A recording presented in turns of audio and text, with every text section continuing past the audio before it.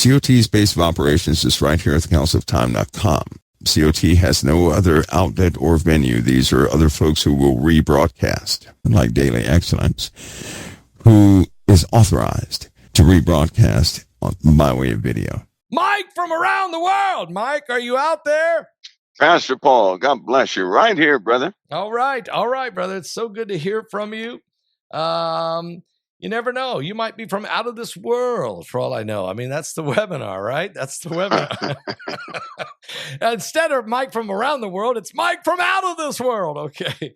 Anyway, Mike, the Lord spoke to me today before this broadcast and said, it's the midnight hour.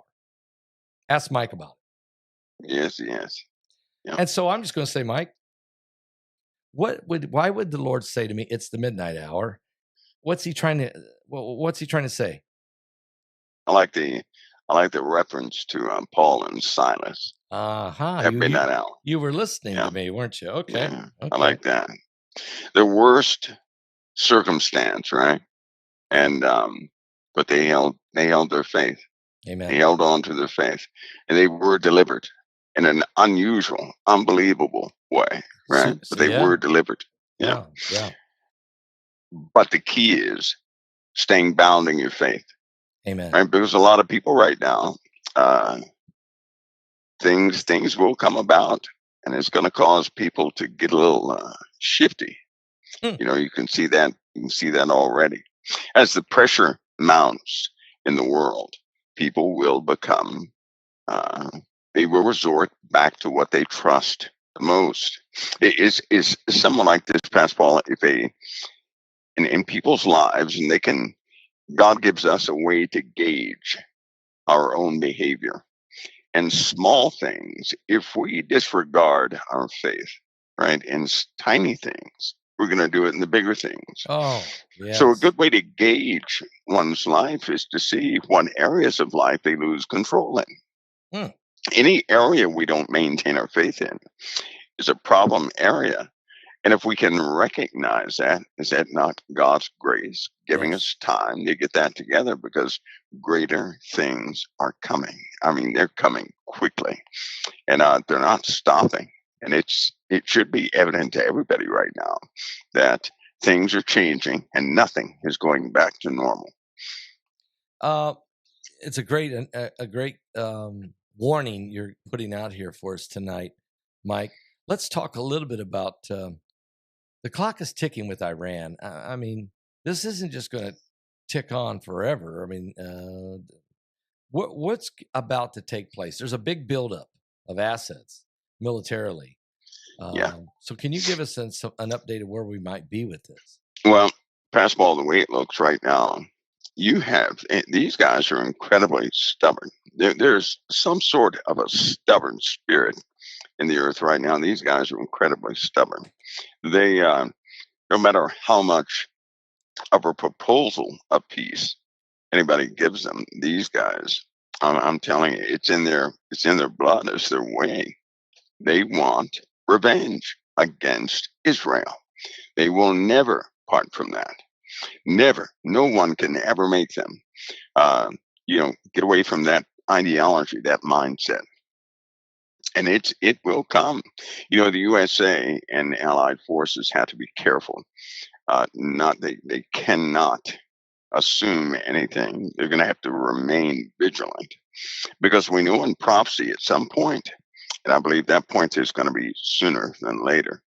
At some point, there are going to be some mishaps in the Middle East, and things will come about. Zephaniah is a good reference for that. Yes. When the Lord says that He has, the Lord has prepared a sacrifice, right? And that's when He punishes the princes and the king's children and all such who wear strange apparel. In other words, no matter what any country does, there's going to be hostilities, some situation in the Middle East where the world is going to be involved. And the Lord did say He would gather everybody down there first. Right? We're seeing that. Yes, we're seeing that. No matter what anybody does, they're drawn back to the Middle East. I mean, right back to the Middle East. And now that we have all the armies of the earth in that general vicinity. Even Chinese troops are there. Yeah. Due to India and Pakistan, all these places, we have Chinese troops in the Middle East now. So we have African troops in the Middle East. We didn't have African troops in the Middle East the last few years. That in the last year and a half, that's when African troops began to join forces with some of the Middle Eastern troops. So now we have everyone there. We did not have that before. And Russia is they're they're playing a chess game, and I don't believe that the rest of the world is catching on quick enough. Arrogance is going to cost us, the USA. Arrogance is. And we're not talking about any one individual. That's not what we're talking about. No.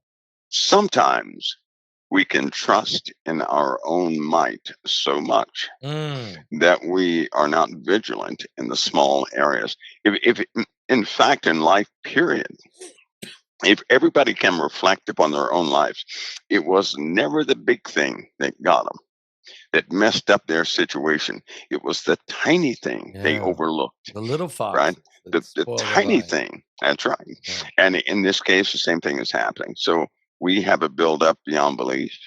It's, everybody's in damage control. I know they maintain a sense of a very, calm sense in media. Believe me when I tell you, everybody's in a state of damage control. Wow. And it's not changing. Wow. It's getting worse. What about this coming June? There's, I think they've moved the date now to June 17th, but Emmanuel Macron is going to Saudi Arabia, and where they're holding a summit. There might be a couple other countries coming there too. I'm not sure. And this is a UN sanctioned summit that has to do with redrawing the borders of Israel and creating a Palestinian state. They're going to force.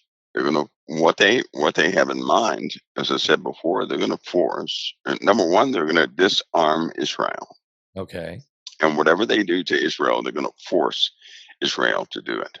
Period. Right. So we will see some scuffles within Israel, right down Israel, inside of Israel's government. There is a clear split. The disagreements have become so strong. They're just as divided as the USA's Democrats and Republicans. Wow. It's happening in Israel. It's very dangerous because you know that there are Arabic actors within Israel that will take full advantage of that situation. And so it's about to happen. Smoke will rise from within Israel. And that will be, all an internal thing. That's not good. Okay, so internally, yes, there is Arab factions in there, no doubt. But is there also a philosophy difference among some of the Jewish politicians that believe that appeasement is still the way? I mean, absolutely. You have some that will part that land in a heartbeat, right? Yeah. Because you know what?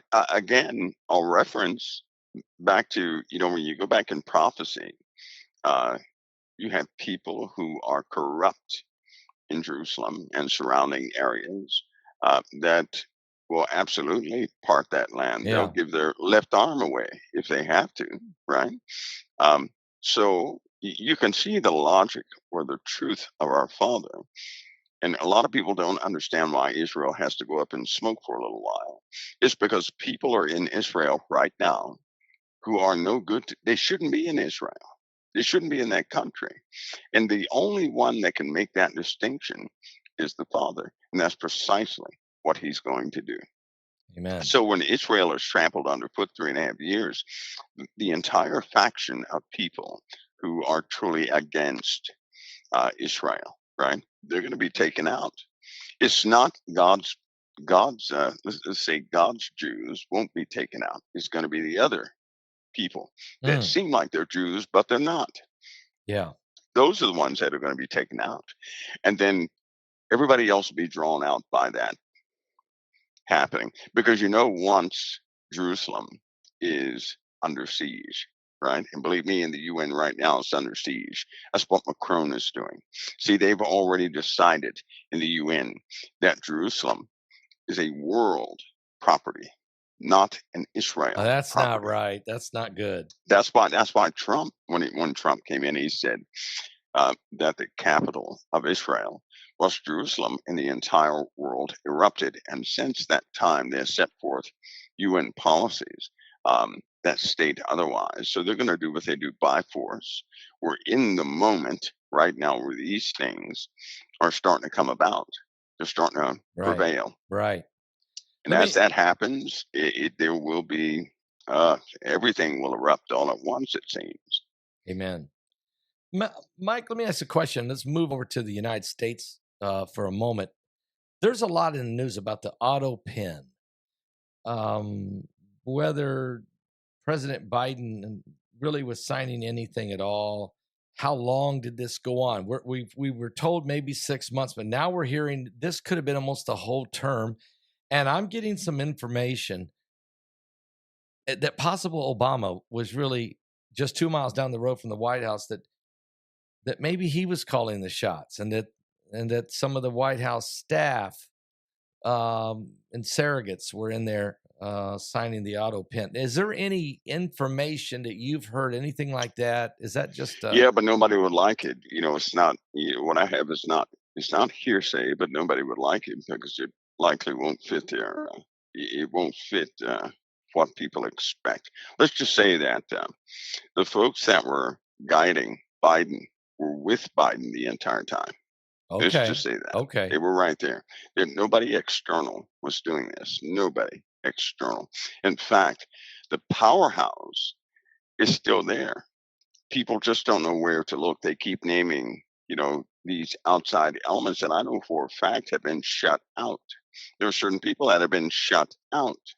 Yeah. They've been totally shut out inside the inside the Democratic Party right now. That people, they see them all, that they see these folks from time to time. Those are the powerhouses. They never left Washington. Wow. Let's put it that way. So deep state. I know it doesn't really fit people's paradigm, but there's a powerhouse in Washington right now. They never left. They're still there. They're not and leaving. I'm telling you, they hold the power. They hold the power. Are they the bureaucrats or the deep state that are pretty well in position? Whatever you want to call them, they have been calling the shots. They have been calling the shots. And when Biden was in there, right, they were the safeties, just in case he could not execute what they told him to. They were the safeties, but they were always there.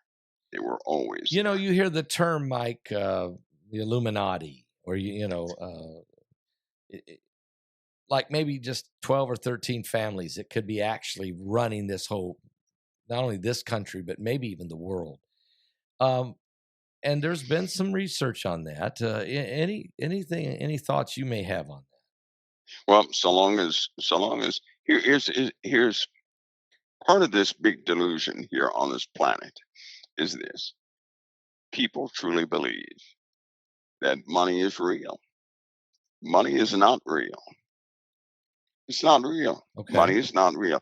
Money is nothing more than a control system. That's all it is. Okay. And those who control the money, right, they're also going to guide mankind. Yeah. That's why wars are fought, because of them. And not everybody is in control of that money. It's only a few families. Mm-hmm. They were from the beginning. They are now. And but people believe in money. It's just like a person sits at home and they say, I can't make a difference because it's just me. No, it isn't just you, right? If one person woke up and said, you know what, I think I'm going to take the day off. And they called their neighbor, and their neighbor said the same thing. Then they kept calling, right? And that whole day, everybody took the day off. Then we find out who has the power. But so long as they can manipulate people or fool people into believing they have no power, then guess what? They're not going to exercise any power, and these control systems will work. So then you have a few people who govern how money works. Also, this is key. if I were to rule this world, then I would be the expert of my own system, and I would not let anybody know the entirety of the system. I see. Okay, they would just know bits and pieces. They would know what they need to know so they can function and operate. They would operate by my rules, right? And I could just sit back and, you know, everybody would be my subjects and I could do whatever I want. You also have to remember these guys do not think like you and I do, or the average person on the street. They don't think like that. They're not educated by the same institutions that the average person is. They're not. They're taught that people are subjects. That's what they're taught. They're also taught that they're of ancient lineage. They're taught that way. Wow. So they're raised up in a way with the mind of an emperor. Yeah. That's how they're raised. And so they actually believe that. So yes, they get into the weird stuff, right? That will be your lower tier people. The higher tier people they make all the rules, they call the shots, and they enforce things in a specific way. And everything is going according to their plans, sadly. Well, because people believe, if people would stop believing what they're being, shown, I'll say, they do so much better. Let me give you a small example. Movies, right? Yep. Believe it or not, everything you see becomes a part of your reality, right? Okay. So that means you will utilize what you see and hear to reference your interactions with everybody else, which is why everybody has some sort of mimicry of somebody else. Nobody is really original, right? They're not original. They utilize things that they like from somebody else. So you have seed planters who come up with these new things, but they control the media, they control the movies, and movies are extremely important. Yeah. Do you not know that movies are the most important thing on planet Earth right now? Movies are. Is it because of And the not drama, predictive programming? Think of it. Let me give you one little example. Okay. Suppose somebody, ran up to you and they said, Pastor Paul, the Blob is real, right? Yeah. You remember that movie, The Blob? I remember right? The Blob. Yes. You start laughing. You say, okay, let's sit you down and get you something cool to drink. You're having something's going on, right? Right. That's what you would say. Yeah. But the movie came out a long time ago. Did you know that movie is based on something that was very unfortunate? No. What I know. See, that's what a lot of people don't know. When something happens in this world, the best cover-up is a movie. So that you can change the narrative. Change the narrative. You have the people become the guards of the gates of belief by social pressure. People will, if they put a movie out and people start, that was a pretty good movie, but it was a movie, and anybody comes out and says the Blob is real, society will come down on that person. They say, no, it isn't. Stop believing stupid things or something like that. Wow. People enforce what they have no idea about. Now, the backstory to that movie was from a bunch of police reports and about 1,300 people who died from things that fell from space. What? Yes. Wait, things? That's what really happened. I mean, blobs. Blobs that look like the description of these blobs. It looked like a piece of gelatin, right? Mm-hmm. But with the antenna on a moth, it was full of those, like the antenna from a moth, and evidently they were quite toxic, and they would just evaporate right in front of your face if they were, when you tried to do something with them. The color of them was white and pink. So that was the color of them. Okay, now they turned out to be quite lethal. It wasn't a big blobs. I mean, they were little blobs, right? Coming down, just. And they were different sizes, because you had some that were the size of, one was the size of a police car. One was the size of a. No. One was the size of a bush or something like that. Yeah, so they were different sizes, but it was based on something real. I mean, this Then is they like came out with the movie. gelatin falling from the sky. I mean, a big. Yeah, it was not good. It wasn't good. But you have these movies. I guess the point is these movies become, when people see these movies, then they become the guards of reality. Okay. And without knowing, people have become guards on newer generations to tell them what does not exist. Mm. And is a very simple ideology behind telling somebody what does not exist. In order to tell somebody what does not exist, you must first know everything that does exist. Well, we know no one qualifies in that area, right? So, to be honest with you, a lot of things that you see in movies are inspired by truth. I believe and the that. comical movies, Yeah. the comical movies cover up the worst incidences. So there you are. So how do you fight something like that? You can't. You can't. People take up the mantle of defense of the topics these families, right, instigate, or they become the, guards of reality, and they enforce their beliefs upon other generations. You can't fight something like that. No, and so in other words, the truth can be twisted, it can be massaged, it can be glamorized, and it's a way to distort what might really be happening, and then the people, you're saying, become the protectors of the story. That's right. Yeah, it's kind of like the bottomless pit. Yeah, when that bottomless pit is fully exposed, no one, their jaws are going to drop. Their faces are going to turn white, their hair gray, because they never thought they would ever face anything in reality like that. They have no idea what they've been protected from, but that's what these people do. Mike, this is a little off the topic, but I can't take it. I have to ask this. Kim Jong-un launched a new warship and it capsized. Can you? His boat don't float. I mean, can you help me understand that one? Well, that was terrible with him. Well, that's terrible. That's a bad deal. Well, that's a good thing, though. That's a good thing, because I'll tell you something.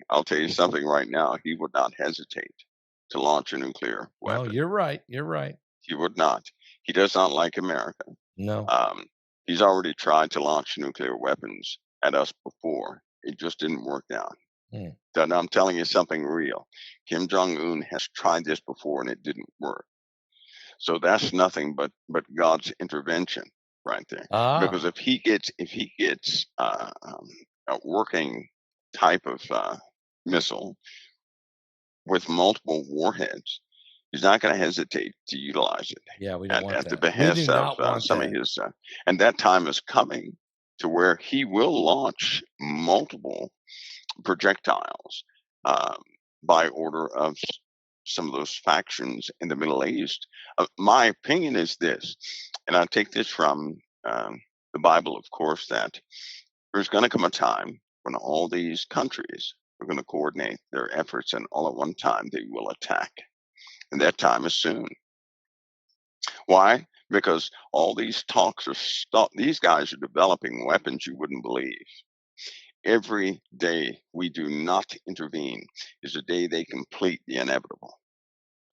Every single day they're catching up, Pastor Paul. You're looking, if they were to continue and no one interrupted what they were doing, we don't have but about, I'd say, a generous estimate would be about 4 months until they're capable of unifying an assault upon the USA and Israel effectively.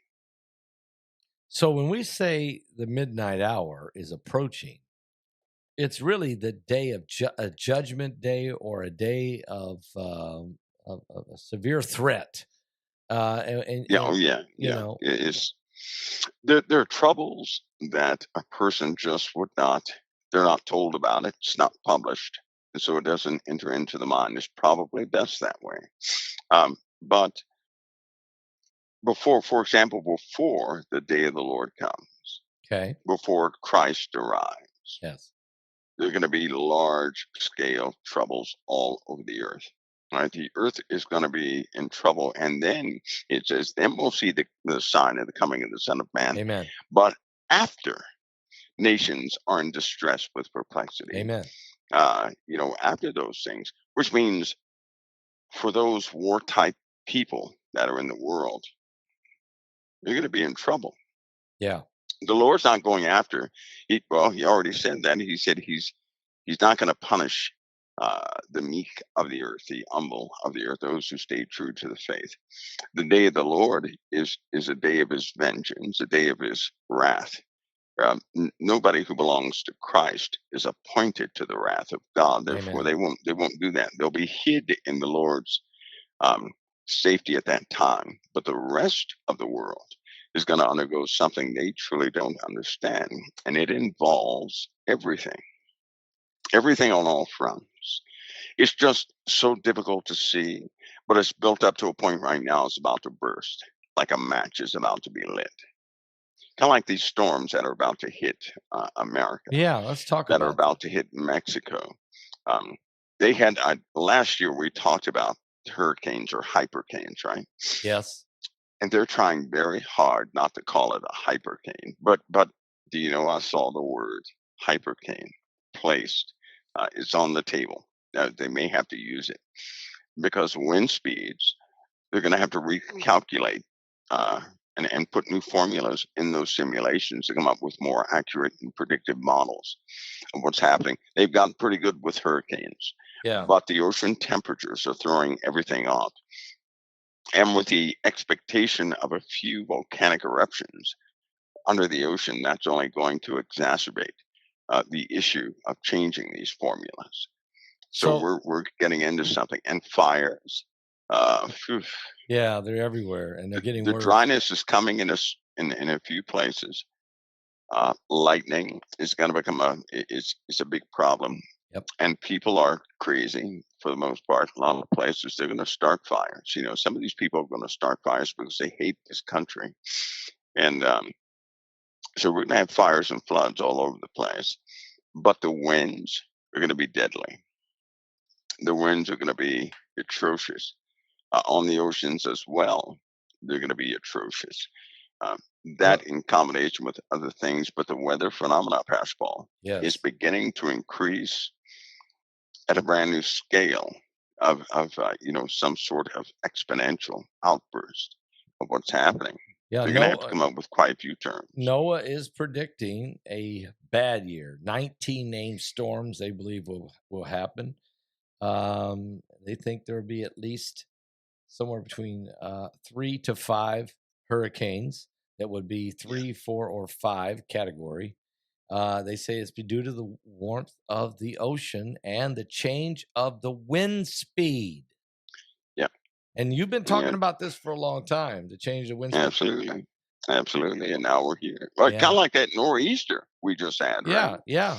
Nobody talks about a nor'easter in the month of May, but we had one, It's crazy. And look at the tornadoes. I mean, we had so many tornadoes day after day after day. Yeah. Yep. What about Italy? What about Italy? Because there is, I was watching this, I believe it was yesterday, but there's been a ton of seismic activity on that underwater volcano that they say if that thing goes, there's no more Italy. I mean, literally saying there would be no more Italy. No, there won't be any more. And it's unfortunate, Pascal, because with something like that, right, you can't quite predict the exact moment it's going to happen. So they have evacuation orders. Certain places have been evacuated. Okay. Other places, it's being determined should they be evacuated. They had to hurry up and get a pope in there because a pope is being consulted on this spiritually. He has some major decisions to make. Wow. This will affect the entire globe if it goes. And not just Italy, but the entire globe. It could also offset the water levels all around the earth when it goes. Really? So if that goes, all the water levels around the earth are going to be shuffled. Oh yeah. Would that cause a tilt of the earth? I mean, it could really increase the tilt of the earth. We already have a tilt. We already have the equator moving. That's been confirmed, and so any type of water distribution like that, it is the element that could tilt the Earth big time. Water can do that. Displacement of water can do Yeah. that. And if that goes, it will most certainly disrupt everything that we do. Will it Everything. create a long-term winter Northern environment? Hemisphere, the Northern Hemisphere will be affected for years to come. The USA will likely have about 2 to 9 inches of ash fall all over the place. And you know, Well, the crops that will be won't. that. The crops That'll be won't no, grow. they won't grow. They won't grow. And there'll be a permanent haze for about 5 or 6 years over the Northern Hemisphere, which means everybody will try to escape to South America. Millions will They'll die. try to go to South America. Millions, multiple million. That will change. That will change a lot. And you know what the bad part is? Can't be Flagria or Flagreri. That's one. Yeah. But there are some other ones that could go. Right. There's some ocean-borne super volcanoes that could also go. And there would be a pyroclastic flow that would come from the ocean. Wow. In a radius of sorts to all areas. It could do the exact same thing. And so, that's just the time we're living in. And so long as the sun remains volatile and it continues to alter what the Earth and other planets are doing, this is our immediate possibility. Okay, let's talk about it. The Earth, the sun, and other planets are doing. So there's got to be, and in this webinar, there's some good discussion about that from 4 or 5 of you guys that talk about it. Just maybe not the whole presentation, but a lot of it. Gil Broussard gets into it real heavy, and so some of the others. But let me ask you. I mean, you do bring up some things that I'd never heard of before in this webinar. Certainly, you're concerned that the heavens are we going to experience something we've never experienced before, or is it just reoccurring again after thousands of years? I think it's both. I think it's cyclical, number one. Okay. But there are some new things. In the Bible, it says that in the book of Matthew, it says it'll be the worst time that ever was since the earth was or will be again. Yes. So that means it's not comparable to anything, right? It's not comparable to anything. So we're about to go through something no one is. In fact, if it's going to be the worst thing that ever was since the earth was made, then the flood does not compare to it. This is worse than the flood. Yes. That's right. The flood is only an example of man's ignorance when he continues to normalize events to live his life. Right? No matter what happens, mankind will say, oh, well, that's normal. Oh, well, that's normal. All the earthquakes we're having, they're normal. No. All the floods we're having, they're normal. No. All the tornadoes, they're normal. That's what mankind does. They normalize things so they can go have a drink. But this time, there are going to be some final things that come upon us. I don't believe anybody has faced what we're about to face. Yeah, Jesus does say that in Matthew 24 when he says there'll be a time such as that has never been before nor ever will be. That's right. And he talks because they ask him, can you tell us the sign of your coming, the end of the world? And he goes into a lot of things, but that's one he specifically says. He says in Luke that the heavens will be shaken. Okay, that's something. I mean, when that's something, it takes a lot to shake the entire heavens. That's right. And I believe that means the current stability of the heavens is not going to be there. Okay. That means right now the heavens are not shaken, right? The powers of the heavens are not shaken. They're stable. So if the powers of the heavens are shaken, everything is going out of whack. Yes. I also believe that the earth is not going to keep its orbit. I don't believe that.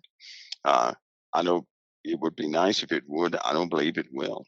In fact, I'm not the only one that is thinking about that either. And in simulations on some of these more powerful computer systems, the Earth does not keep its orbit. Even if we weren't to incur extra things, the way things are going right now, the Earth is not going to keep its orbit. Believe it or not, the orbit of the Earth has been changing over time, period. It's been changing. I mean, altering well, over time. if the Earth was to completely lose its orbit, It would look like the heavens are dancing. Well, wouldn't it also be the end of time? I mean, end of Earth existence? No, mean, not necessarily. No, not necessarily. Okay. In fact, the area that we are in right now, the Goldilocks zone, they call it, right? Yeah. It extends for a pretty good period. Now, it would cause extreme temperatures to be That's on the what Earth. I'm thinking. It would change the way the light looks. We'd be exposed to different types of gases and everything else. The Earth would still, people would still exist, but life would be different here on this Earth. And that could literally happen. See, there could be, of course, a number of events that can cause that to happen in less than a week. Right? In less than 1 week, the Earth could be thrown out of its current orbit into something else. But as we have some weird gravitational force pulling on the solar system, we're not going to keep our orbit anyway. At some point, it will begin to destabilize the orbit of the sun, or our orbit around the sun, right? It'll destabilize that. Another force acting on the Earth is going to destabilize its current orbit. Simple and plain. It will tug at us on a very specific side at a certain time of the year. It will tug at us, and so much for our orbit, right? Doesn't mean we're all going to die. It just means we're going to have some massive changes. That's what it means. Yeah. Massive changes, and quick.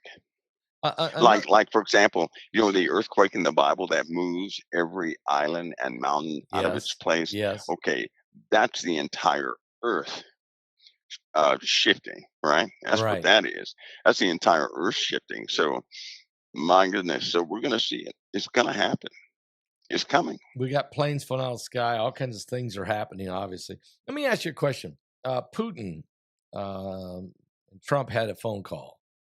I think it might have went 2.5 hours. That's what we're hearing. Trump came out of that call with, very positive. He thinks there's something going to shake loose. But what's your thoughts on this? This is that'll be the 10th time. Yeah, it'll be the 10th time. A lot of conversation. Putin has a habit of saying one thing and doing something totally different. Everybody should keep in mind.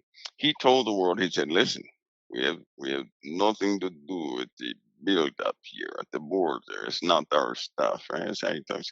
Yeah. So he had nothing to do with whatever was going on. And people were like, well, he's building up a lot of machinery right there. For what reason? He says, well, I'm not going to do it. It must be other people. He said, have you checked with, what did he say? Have you checked with, he said, he named some other country.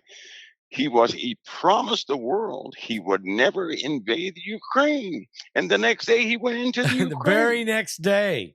He sat there and promised the world on television and every avenue. Very next day. He would not invade the Ukraine. And the very next day he went right in there. And some of us knew he was going in there, regardless of what he said. That's how he is. Now, for a guy like that who's done this consistently, and just what people have seen is one thing, but there have been times that Putin has promised people safety and their family safety, and the next day them and their family were blown up. Yep. Poisoned. That's right. Yeah. That's right. Frozen. So when he sets his mind to something, nothing is going to change it.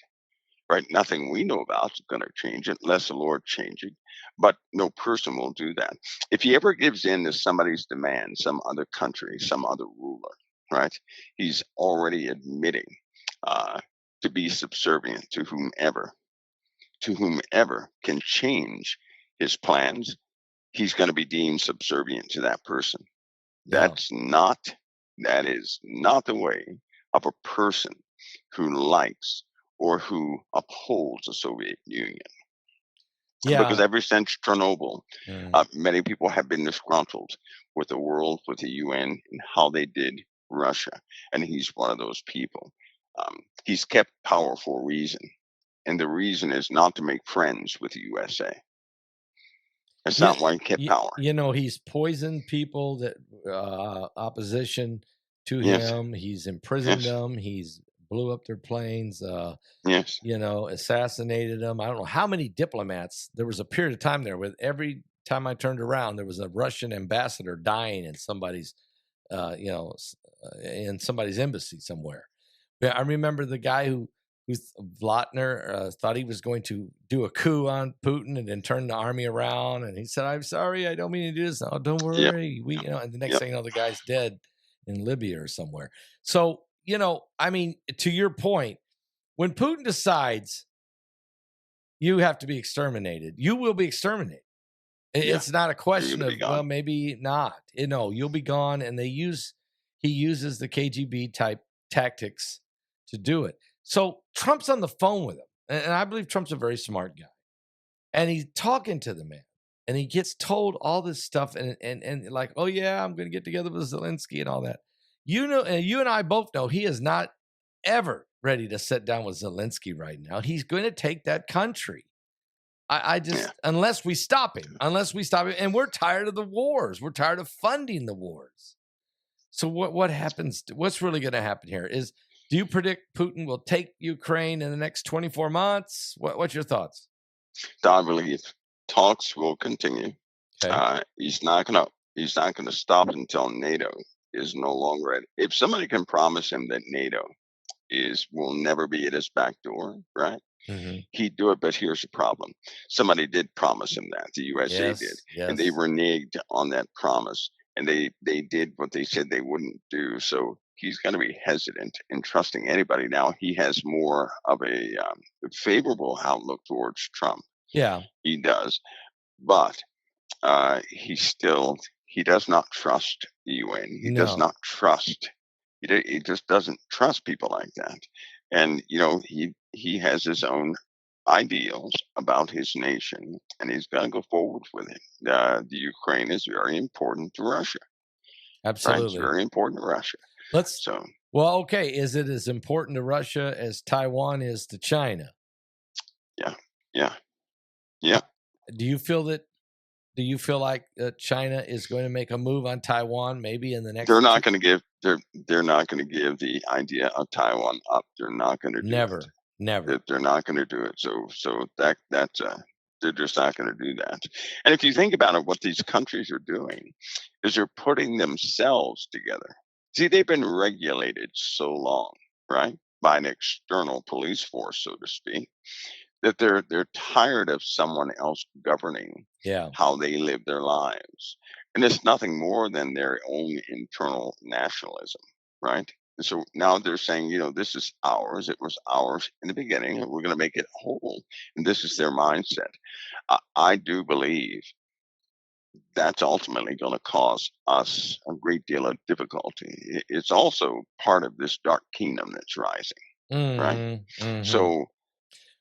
So yeah, people may want to get ready for that. Amen. Because they're going to see some things that they didn't really expect, or they did. It's been certain subjects can be dragged out for so long you believe that they will never take place. Yeah, they live in a time where multiple things will take place. Let's talk about the heavens, out of this world, because this webinar is tomorrow, and I got thinking about the sun. You've talked a lot about it. Something is the sun is doing things it's never done before. And there's a reason for this, Mike. Can you help us understand what should we anticipate with the sun? What are the external, literally, are we facing external dangers? Yeah, I believe that's going to be evident too. We're going to quickly move from talking about these subjects, and people are going to ask one question.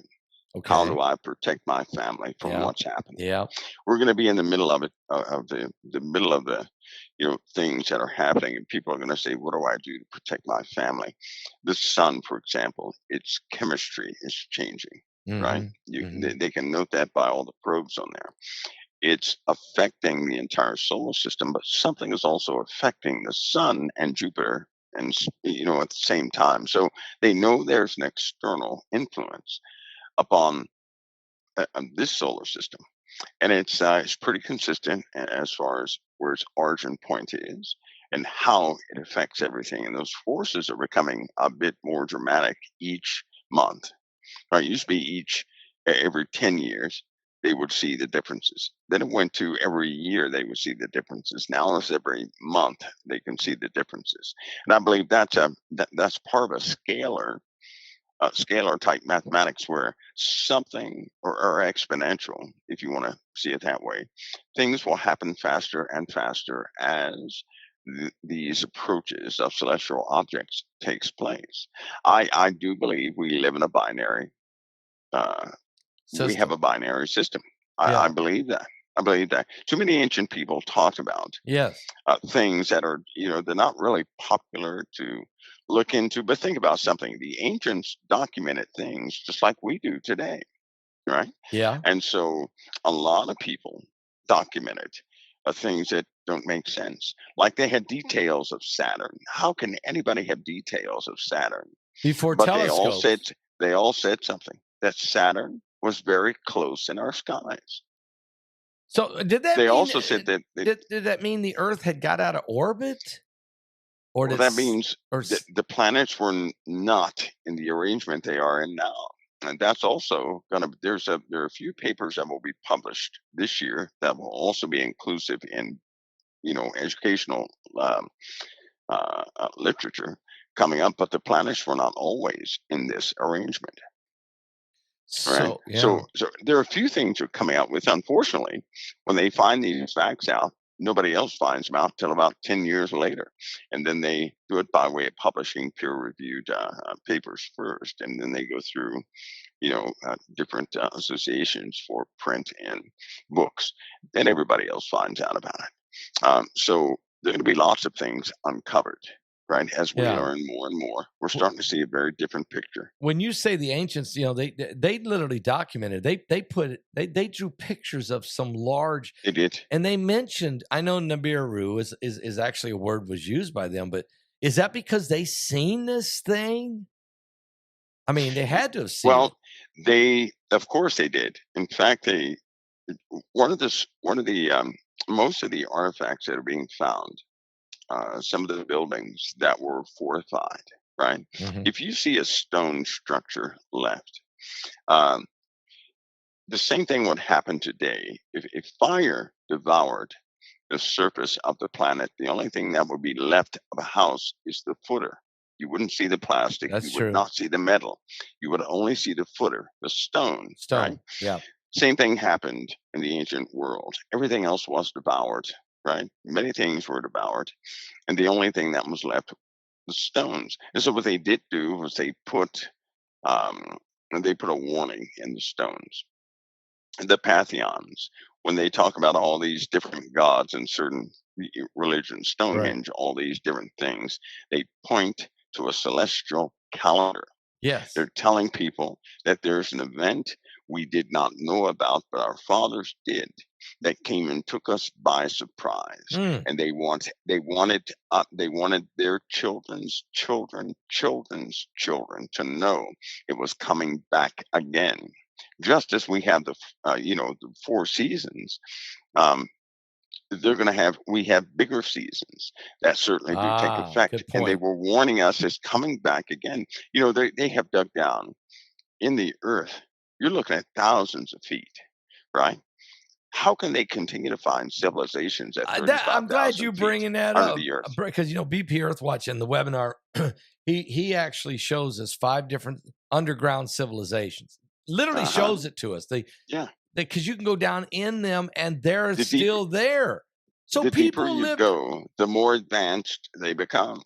Yeah. So they lived. Now, we talk about now that they're building underground cities so that they can survive the apocalypse. We know they're doing that.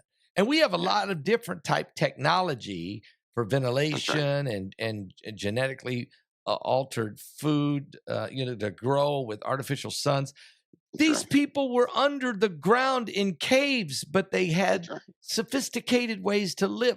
Can you talk about that? I mean, how in the world? Well, plus, and they chose spots. Okay, you have to be pretty advanced to have an understanding that the best place to put an underground city is inside of a volcano. Right? That's Think crazy. about it. The magma eats up the chamber.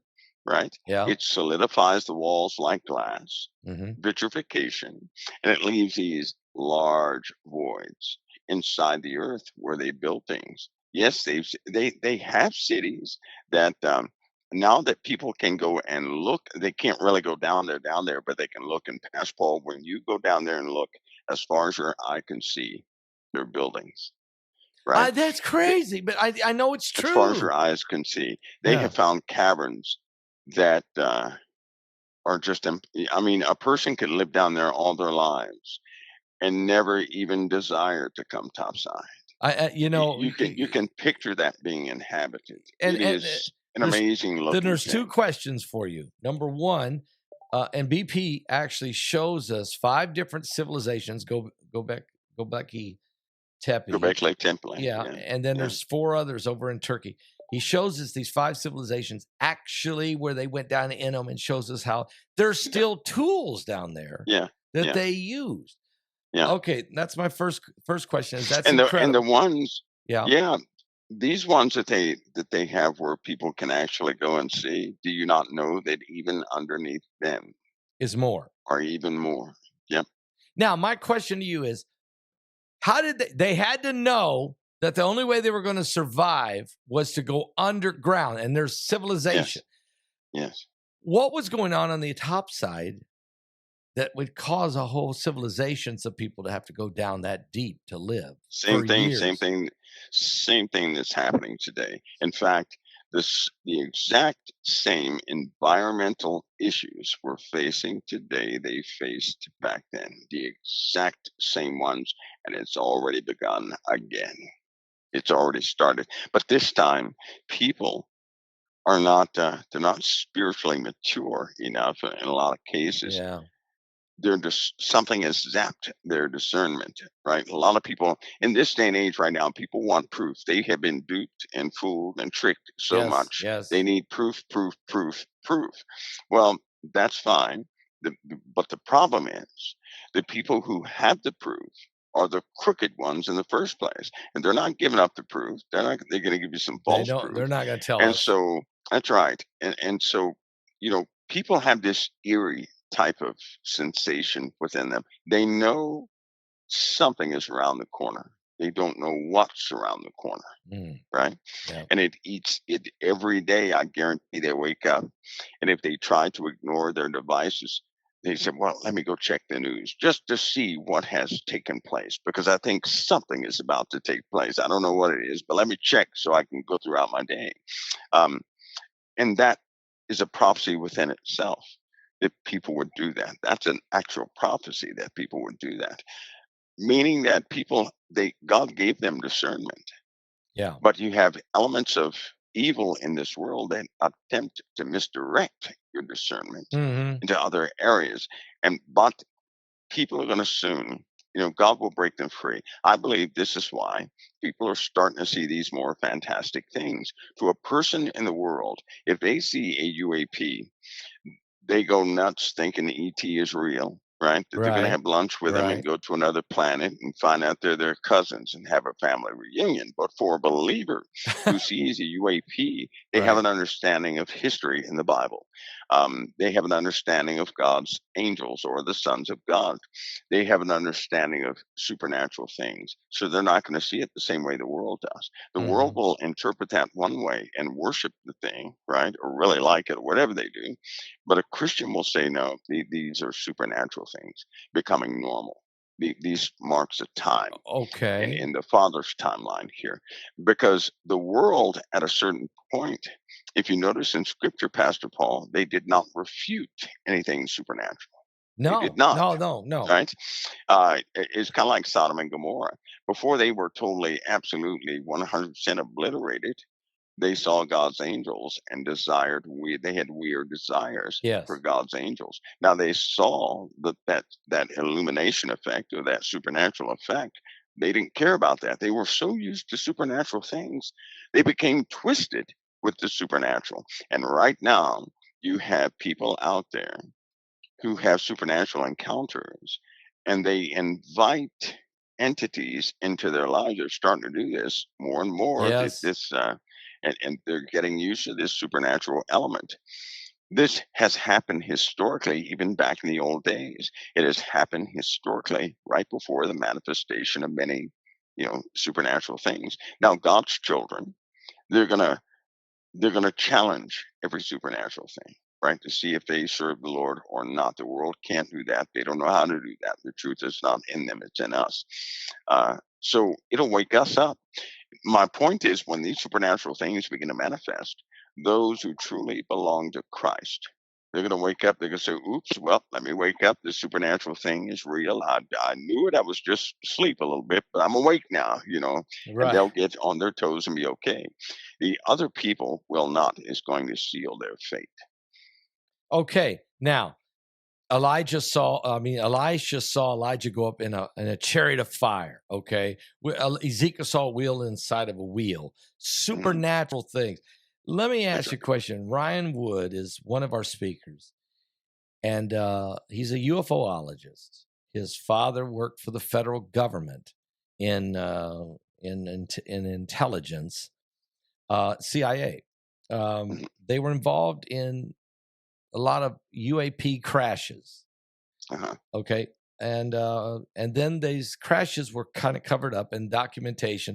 His father found canisters because that were sent to be developed in back, you take the film and you develop it in the dark room. Right. In these canisters were documents with what they call Majestic 12. These were secret documents that were to help cover up the crashes. Ryan himself, in 40 years, said he has investigated 105 unexplained crashes, including bodies that were found. Is this part, when you hear these things, when people hear these things, I'm not stunned when I hear of Elijah going up in a chariot of fire, when I hear of the wheel inside of a wheel by Ezekiel.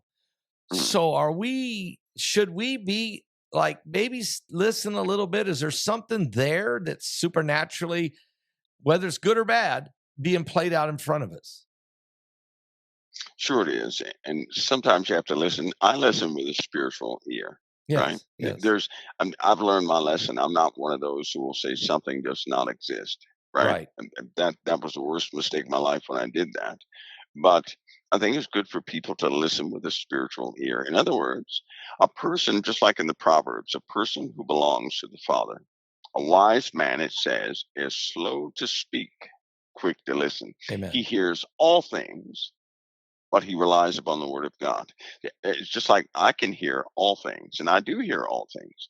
My reliance is on the word of God. But I'll tell you something. God put the truth in a donkey. Right. That's true. He put the truth in a the donkey back in the past, and other people had the truth in them also. If we disregard things because we think it's foolishness, right? And again, I'll just caution people before they say anything is foolishness.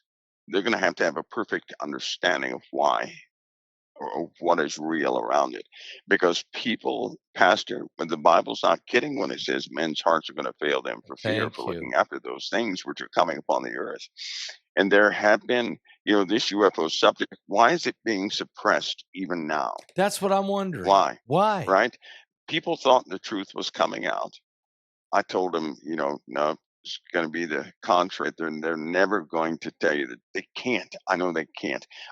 There are certain military bases which are there for a reason. Let's put it that way. Okay. And why, there are hospital staff that outnumber, in a lot of cases, general staff on every single military base. And lots of people don't know that until they start looking into it and say, wait a minute, what is all this for? You have had soldiers who have stumbled upon things and they knew they weren't supposed to, right? Because the soldier always knows when something is above their pay grade to back off and go the other way. Mankind knows just about everything on this earth, right? And they have people who have dealt with just about everything on this earth. And if I do believe that our Father has not allowed a reveal of this in full yet, because in truth, we're so unbelieving in certain things, right? Pascal, that Yeah. if we were to see it, our lives would be ruined. We'd fall And when I dead. say Some ruined, people, or I mean ruined. we might fall dead if we saw some of this, right? There have been people who have fallen dead who have seen lesser. I mean, things. there's soldiers in the caves in Iraq, or seen things in the mountains of Afghanistan. And a giant is minimal. That is minimal. Pascal, say it again. There are certain shapes of things that if you never saw the thing but saw the shape of the thing, you'd be disturbed for life. There's a reason that people, if they see something shaped like a humanoid, but they see the silhouette, something goes off inside them that will cause the greatest amount of fear. That's a mechanism of something that we've all had to deal with, that humanity had to deal with a long time ago. And they have forgotten. They try to be slick and take out the writings of Jasher and some other books. Of course, thank God for the books that we do have. But when they took Enoch and all these other books out, the reason why is because it spoke against government. It told Enoch's parable tells of the time we live in now. It tells of the governmental system we have right now. The parable, when it's mentioning all the mules and the birds and the this and that and the other and the 70 shepherds, it's talking about what we deal with right now and how mankind has become so blind that when these things come forward, when the truth that's in the earth right now comes forward, people will have no defense. That's great. A truth that comes forth from the earth. Oh, yeah. Well, an army that nobody understands. The bottomless pit. It's going to be releasing something so horrific that, dark. It's like thick as smoke. It's dangerous. Yeah, it's not. This isn't a statement. I know a lot of people would love that to be helicopters, Black Hawks, or Apaches or something like that. It's not. But you have people who have seen the contrary. And once you cannot unsee what you have seen. Wow. Right? You can't do that. Wow. And once you have seen it, everything becomes so clear that the most hardened skeptic and the worst devil worshipping person out there would become a saint if they were introduced to that. They would no longer be an expert on what does not exist. They would have to put their lives back together. And the closest information that we have to what's real on this earth already is the Bible. Are these even like the book of Enoch and those things, right? Yeah. I'll say this with that subject, that if people knew what the Lord has been protecting them from, they would never say, why has he left me alone? They'd never say that. Yeah. They would never say that. They never say that. Now, you know how they're very protective of some of these military installations. Rex Bear, and in this webinar, he has film. He has it. I've watched it when we did his presentation. He went to Area 51.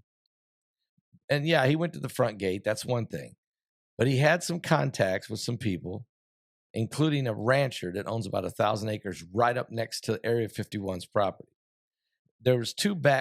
He went to 2 secret back gates. And when he got to them, it wasn't long. An F-15, 2 of them, 2 F-15 fighter jets buzzed them.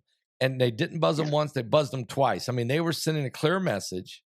You don't need to, you have no business here.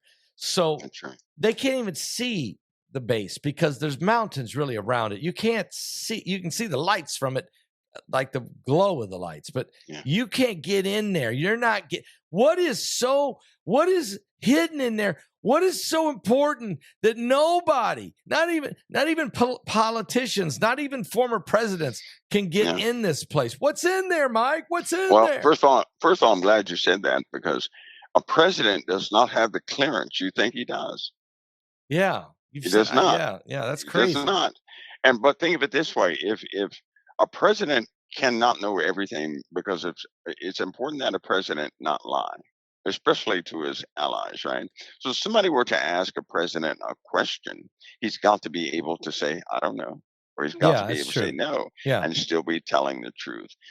Why? Because people actually do have discernment, which is why they get innocent people to present terrible things.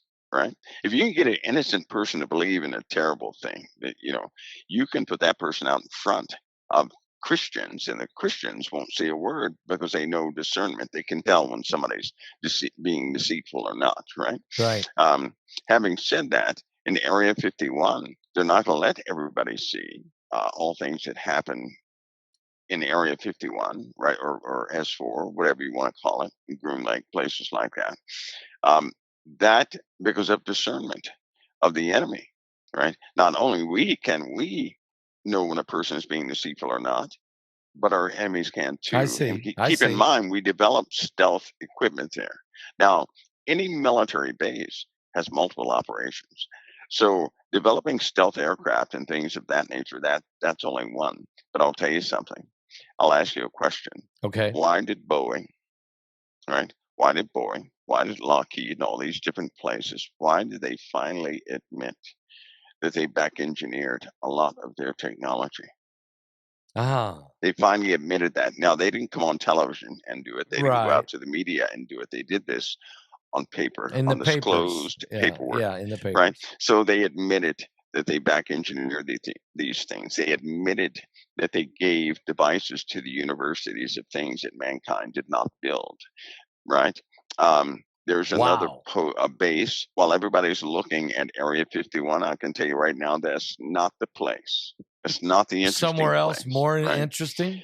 Yeah, you need something that has the word Doug in it.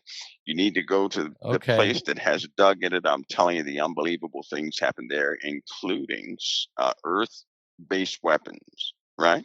Now, listen. When I say Earth-based weapons, imagine a beam firing, and when it fires, it smells like you know how when electricity has fried a wire or something like that. That's what you smell for about 200-300 miles. Okay? Wow! What? So 200 or 300 miles? That's right. This is a beam that can fire straight up that makes no noise. That will burst every cloud it fires up through and light up the atmosphere as it does so, and it can go deep out into space. You're talking about a beam that can reach. It could reach another planet, right? That's a powerful beam. It is so strong that they cannot fire this thing back to back because it would put a hole in our atmosphere so big that it would take years to repair. Right? This is crazy. They can't do that. But they have that. There are weapons in the poles that are unbelievable. See, what people fail to realize is if you have a radio strong enough to send communications into deep space in an instant and ride them on the back of lasers, that's actually a weapon, is it not? Wow. That's how things are hidden. Like CERN.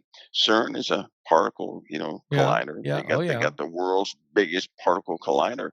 But those who know what CERN actually is, they know that CERN is a particle accelerator. Yes. Right? Yes. AKA rifle. How about that? So this is how things are done in this world. That's how they're done. That's right. It's a particle beam weapon. So it's if you not can just fire, if you can fire a particle at the almost speed of light, right? or speed of light, right? You have a particle beam weapon. Yeah, so it's That's a weapon. What you have. So that it's you can not perfectly direct around corners and everything else. Yeah, they can. That's what you have.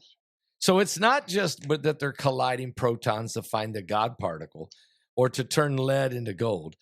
This is a high-powered, off-the-chain weapon that's beyond our comprehension. Yeah, let me give you the case in point. A lot of devices that we use today are byproducts of devices made by NASA for the space program, right? Yeah. Velcro, for example, right? Byproduct. Elmer's glue, byproduct. The present day microchip, byproduct, right? The Walkman, byproduct. Remember Walkmans? Yeah, I remember. Players, byproducts. Yeah. A lot of people may not know this, but back during the Apollo missions, do you know they had HD TV with I think it was 7,500 lines of resolution? No. Right? So they had high definition film. We deal with that digitally today, but that's a byproduct of what they had a long time ago. These things are byproducts. So what I'm telling you is when they develop technology, right, they're right now they talk openly about the byproduct as though that's what it is. No, it's a lot more than that. Right? Yeah, yeah, They develop things and they let the public know about the byproduct of these things. yeah. Right? Like CERN, particle collision. Why would a bunch of people put that much money into particle collision that produces zip zero? They wouldn't. Why? They wouldn't. That's right, they wouldn't. So you know that And they have perfected the process Yeah. of sending that particle down a tube. Anybody who does this has made a weapon that nobody else can compete with. Yep. Powerful. Mike, okay. I mean, all right. So this is, you're giving me so many reasons. That's kind of why we did this webinar is that we wanted to reach into the heavens, out of this world. We wanted to reach into the world.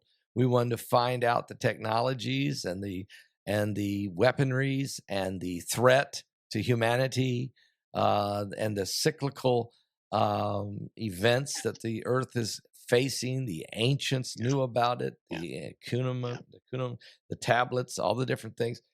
And so ultimately, so that people's knowledge would be increased, but that they would turn, no matter what it is we face, we turn to the Lord, that we look to God, the creator of all things, including technologies. He is the creator of everything. And I think the devil gets too much credit. I really do. He gets too much credit. I think God's on top. He is. Mike, he is. Thank you for coming on tonight. Thank you for your presentation in this webinar. It's phenomenal. It's fascinating. And just thank you for telling us the truth and being here for us. Appreciate it. Well, Pastor Paul, it's always an honor. God bless you. The honor's mine. Always. God bless. All right. All right.